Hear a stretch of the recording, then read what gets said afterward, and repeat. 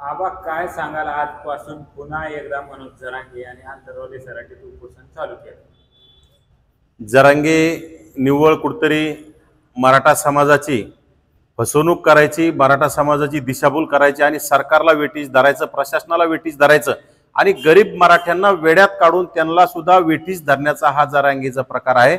जरांगेची craze कमी झाली, जरांगेची लोकप्रियता कमी झाली की जरांगे नवीन काहीतरी इव्हेंट आणून त्याच्या मागे प्रसिद्धी मिळवण्यासाठी हा जरांगेचा केविलवाना प्रयत्न आहे। परंतु जरांगेवर खरं तर आता सध्या जिल्ह्यामध्ये जमावबंदीचे, शस्त्रबंदीचे आदेश आहेत, त्यामुळे जरांगेवर गुन्हे दाखल झाले पाहिजे।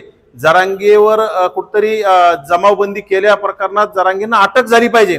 परंतु राज्य सरकार जरांगेला पाठीशी घालत जर असेल तर जरांगेवर गुन्हे दाखल होणार नाहीत आणि राज्य सरकारला जर लोकशाही मार्गाने आणि संविधानिक मार्गाने जर देश, राज्य, जिल्हा चालवायचा असेल तर जरांगेवर गुन्हा दाखल होऊन जरांगेला अटक होईल असं आम्हाला वाटतं। सामूहिक आंदोलन सुरू आहे, त्यांचं जिल्ह्यामध्ये जमावबंदी सुरू आहे। सामूहिक आंदोलन तेच म्हणतो ना मी की सामूहिक आंदोलन आहे, त्यामध्ये अनेक लोक एकत्र येणार आहेत आणि जिल्ह्यामध्ये जमावबंदी आणि शस्त्रबंदीचे आदेश आहेत। खरं तर जरांगेच्या त्या आंदोलनाच्या ठिकाणी अनेक शस्त्रधारी सुद्धा लोक येत असतात। यापूर्वी पोलिसावर ज्यावेळेस लाठीचार्जच्या टायमिंगला पोलिसावर त्या लोकांनी हल्ले केले, त्यामध्ये अनेक जणांकडे रिव्हॉल्वर सुद्धा होते। म्हणजे जरांगेचे समर्थक, जरांगेचे हस्तक, जरांगेची झुंडशाही करणारे कार्यकर्ते हे पूर्ण गुंड आहेत। त्यांच्याकडे शस्त्र म्हणजे अनेकांकडे जर तपासलं तर त्यांच्याकडे वेगवेगळे प्रकारचे शस्त्र तिथं आढळून येऊ शकतात। त्यामुळे माझी पोलीस प्रशासनाला विनंती की त्या जरांगेच्या आंदोलनाला बंदी घालावी, जरांगेच्या उपोषणाला तात्काळ जरांगेला समज द्यावी आणि उपोषणापासून थांबावा, अन्यथा आम्ही सुद्धा येणाऱ्या काळात याच्यामध्ये कुठेतरी आम्हाला दाद मागावी लागेल की जर जिल्ह्यामध्ये जमावबंदी असताना जरांगेला उपोषण करण्याला परवानगी मिळत असेल, जमाव गोळा करण्याला परवानगी मिळत असेल तर जरांगेच्या इशाऱ्यावर राज्य चालते का यासाठी आम्हाला दाद मागावी लागेल। जमावबंदी आहे म्हणून तुम्ही तुमचं उपोषण थांबवलंय का?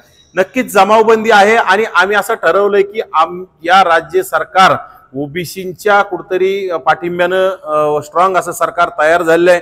त्यामुळे आम्हाला वाटतंय की ओबीसीच्या पाठीत हे सरकार आणि हे मुख्यमंत्री ओबीसीच्या पाठीत खंजीर खुपसणार नाहीत, ओबीसींची दिशाभूल करणार नाहीत। त्यामुळे उपोषण करून कुठतरी समाजाला वेड्यात काढायचं आम्हाला योग्य वाटत नाही, उपोषण करून प्रशासनाला वेठीस धरायचं आम्हाला योग्य वाटत नाही। आमच्या प्रसिद्धीच्या झोतात येण्यासाठी कुठतरी समाजाला वेड्यात काढणे, समाजाचा वेळ वाया घालवणे हे आम्हाला योग्य वाटत नाही। परंतु जरांगेला कुठलंही काम नाही, जरांगे निव्वळ म्हणजे गावंढळ आणि मूर्ख बालिश माणूस आहे, त्याला काही काम नसल्यामुळे ते कुठतरी असे रिकामे काम करायचे, समाजामध्ये तेढ निर्माण करायचं। कुठेतरी आता मराठा समाज, ओबीसी समाज एकमेकांमधील वाद आता विसरायला सुरुवात झाला होता, त्यामध्ये पुन्हा जरांगे जर उतरत असेल तर नक्कीच येणाऱ्या काळात पुन्हा जशास तसं उत्तर द्यायची वेळ येणार आहे आणि ते दोन्ही समाजासाठी घातक आहे। परंतु जरांगेला आता कोणी आवरलं पाहिजे? खरं तर मराठा समाजानेच जरांगेच्या कमरात लाथ घालून त्या आंतरवाली सराटीतून बाहेर काढलं पाहिजे आणि जरांगेला त्याच्या त्या गेवराई तालुक्यात त्याचं जे कोणतं गाव आहे भगवानगडाच्या रस्त्यावर त्या गावात नेऊन घातलं पाहिजे, कारण की जरांगेचे आता अति लाड झालेत, ते लाड आता मराठा समाजाने जरांगेचे बंद केले पाहिजे। 17 महिन्यापासून त्यांचं आंदोलन सुरू आहे, आता 7व्यांदा ते परत आमरण उपोषणाला बसतायत, काय फलित? एकतर जरांगेच्या आंदोलनाचं कुठलंही फलित नाही, दुसरी गोष्ट उपोषण जरांगेची पूर्ण नौटंकी। खरं तर त्या जरांगेच्या उपोषणाच्या आसपास प्रशासनानं पूर्ण सीसीटीव्ही लावावेत, कारण जरांगे गोधडीतून काजू बदाम खाऊन उपोषण करणारा नौटंकी, बहादर आणि चाटळ माणूस आहे। त्यामुळे जरांगेच्या उपोषणाच्या आसपास प्रशासनाला आमची विनंती आहे, आमच्या जशा उपोषणाला तुम्ही सीसीटीव्ही लावले होते तसे जरांगेच्या उपोषणाला सुद्धा जरांगेच्या स्टेजच्या आसपास जरांगे कुठं जातोय, काय करतोय, जरांगेच्या हालचालीवर लक्ष ठेवण्यासाठी सीसीटीव्ही तिथं हे केले पाहिजे। आणि जरांगे गोधडीतून जर त्याच्यातून बदाम खात असेल, काजू खात असेल तर त्या सीसीटीव्हीतून नक्कीच निष्पन्न होईल आणि जरांगेची सीसीटीव्ही लावल्याच्या नंतर जरांगे उपोषण करण्याचं धाडसच करणार नाही असं आम्हाला वाटतं। निकषात बदल केले त्यामुळे अनेक महिला ज्या लाडक्या बहिणी आहेत ह्या लाभापासून वंचित राहू शकतात। आणि आज उपमुख्यमंत्री शिंदे साहेब जालना जिल्हा दौऱ्यावर आहेत, कसं पाहता यांच्या या राजकारणाकडे, दुटप्पी भूमिकेकडे? खरं तर कुठेतरी लाडक्या बहिणींची मोठी फसवणूक, निवडणुकीच्या तोंडावर गाजर दाखवायचं, निवडणुकीच्या तोंडावर कुठेतरी गोंजारण्याचा प्रयत्न होता आणि निवडणूक संपली की लाखो माता भगिनींची आणि बहिणींची फसवणूक या राज्य सरकारमधील एकनाथ शिंदे ज्यावेळी मुख्यमंत्री होते त्यांनी घोषणा केली. खरं तर ते एकनाथ शिंदेने या सरकारमध्ये भूमिका मांडली पाहिजे. ज्या मुख्यमंत्र्यांनी महिलांना तुम्ही लाडकी बहीण योजना लागू करता आणि आज लाखो महिलांना त्याच्यापासून तुम्ही दुरावता, कुठं 2.5 लाखापेक्षा जास्त उत्पन्न असलं की त्यांच्यासाठी निकष लावण्यात आले की त्यांचं बंद होणार. आणि काही महिलांची तर अशी अफवा आहे की जे पैसे दिलेत हे सुद्धा परत वापस घ्यायचे, त्यांच्यावर गुन्हे दाखल करायचे. हे कुठेतरी तुम्ही म्हणजे समाजाला वेठीस धरायला लागले. या राज्यामध्ये अनेक महिलांनी तुम्हाला साका भाऊ, लाडका भाऊ म्हणून मतदान केलं आणि तुम्ही निवळ काम झाल्याच्या नंतर तुम्ही म्हणजे खरं तर तुम्ही तुमची जात दाखवली राज्यकर्त्यांची, म्हणजे तुम्ही खरं तर गद्दारीची जात दाखवली. हे चुकीचं आहे. खरं तर आज जिल्ह्यामध्ये एकनाथ शिंदे येत आहेत. त्यांच्या म्हणजे खरं तर त्या मेळाव्याला त्यांनी असं सांगितलंय की 2-5 हजार महिला येतील. पण मला असं वाटतं की तिथील महिला खरं तर एकनाथ शिंदेला काळे झेंडे दाखवतील, कारण की त्या महिलांची फसवणूक झाली, त्या महिलांची दिशाभूल झाली.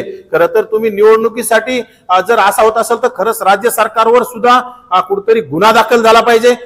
ज्यांनी हा म्हणजे ज्या मुख्यमंत्र्यांनी हे जे काढलेलं आहे आणि हे जर आता होत असेल तर त्यांच्यावर गुन्हे दाखल झाले पाहिजे. कुठेतरी तुम्ही सत्ता मिळवण्यासाठी जर लोकांची फसवणूक करत असेल तर हे येणाऱ्या काळात चांगलं नाही. एकतर तुम्ही योजना लागूच करायला नव्हती पाहिजे आणि आता लागू केली तर ती योजना बंद केली नाही पाहिजे.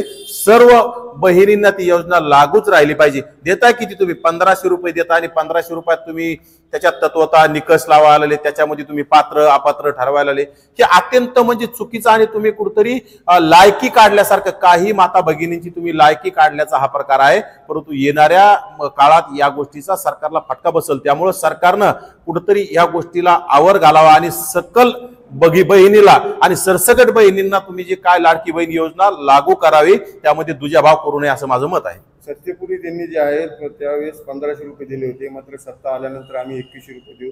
अद्याप आणखी लाडक्या बहिणीच्या खात्यात पैसे जमा झाले. 2100 जाऊ द्या हो, 1500 द्यायलाच त्याच्यामध्ये त्यांनी निकष लावले. त्याच्यामध्ये तुम्ही पात्र आहात अपात्र आहात ते त्यांनी सुरू केले. अनेक महिलांचे पैसे वापस घेऊ अशा भूमिका आवावड्या उठवल्या जात आहेत.